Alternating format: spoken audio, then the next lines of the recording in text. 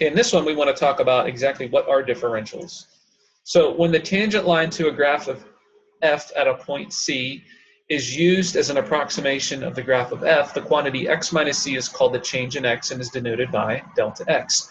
So change in x, delta x, is the actual distance from the point of tangency to the x value of where you're approximating, okay?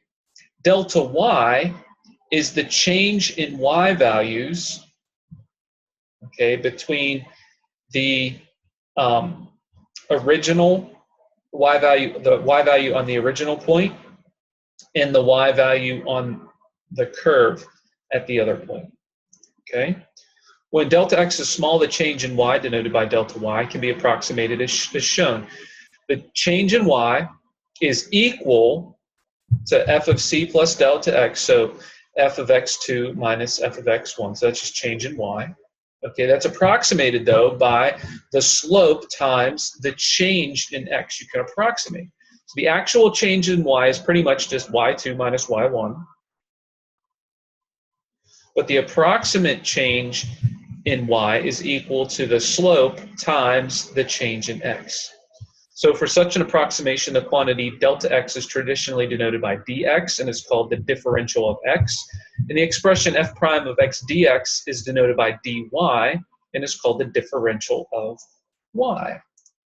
All right, so let y equal f of x represent a function that is differentiable on an open interval containing x. The differential x, denoted by delta x, is any non-zero real number. The differential dy is denoted by dy.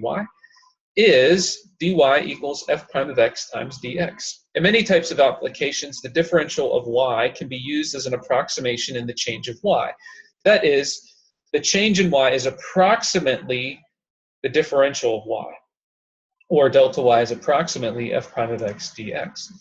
So let y equal x squared, find dy when x is 1 and dx equals 0.01, and compare this with delta y for x equals 1 and delta x for 0.01. All right, because at y equals x squared, you have f prime equals 2x, and the differential is given by dy equals f prime of x dx.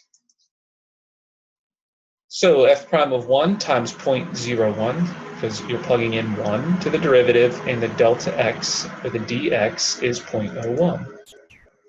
So f prime of 1, if I plug in 1 to the derivative, I get 2 times 0.01, so dy is 0.02.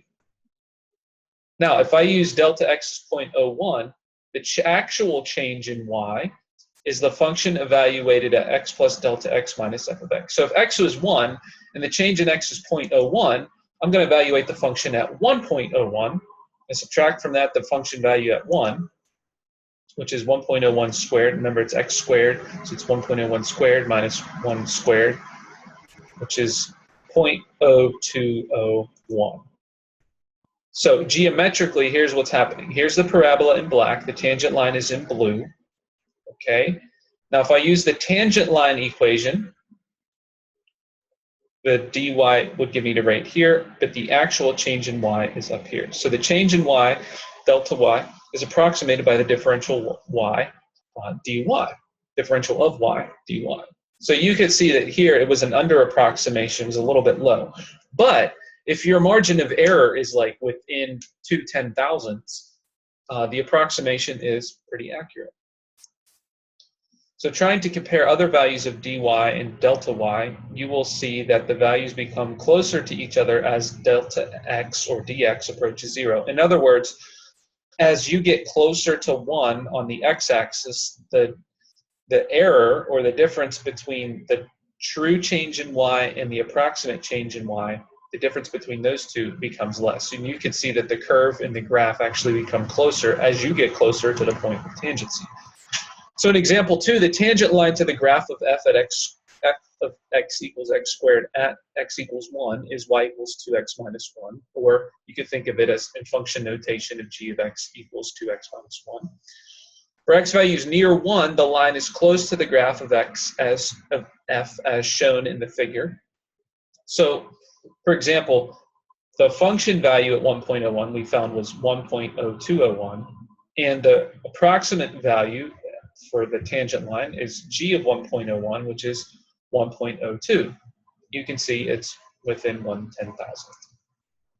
Alrighty, so they're pretty close. All right, stay tuned.